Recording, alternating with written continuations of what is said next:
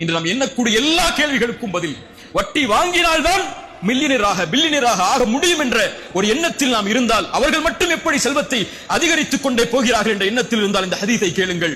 அல்லாஹ்வுடைய தூதர் ஸல்லல்லாஹு அலைஹி வஸல்லம் சொன்னார்கள், அல்லாஹ் ரப்புல் ஆலமீன் ஒரு அடியான் பாவம் செய்யக்கூடிய நிலையிலேயே அவனுக்கு அல்லாஹ் அருள் செய்கிறான், அதிகரித்துக் கொண்டே அல்லாஹ் செல்வத்தை பெருக்கிக் கொண்டே வருகிறான் என்பதுடைய அடையாளம் அல்லாஹ் அவனுக்கு உதவி செய்கிறான் என்பதல்ல, அல்லாஹ் அவனுக்காக அவகாசம் அளிக்கிறான். என்ன அவகாசம்? குர்ஆன் சொல்லுகிறது, ஃபலம்மா நஸூ மா ذுக்கிரு பிஹ் ஃபதஹ்னா அலைஹிம் அப்வாப குல்லி ஷை. அல்லாஹ்வுடைய நினைவை விட்டு ஒரு அடியான் நீங்கும் போது அல்லாஹ் எல்லா வாசல்களையும் திறந்து வைப்பான். என்ன வேண்டும்? எதற்காக நீங்கினாய்? செல்வத்திற்காக தானே எடுத்துச் செல், உலக தேவைகளுக்காக தானே எடுத்துச் செல்.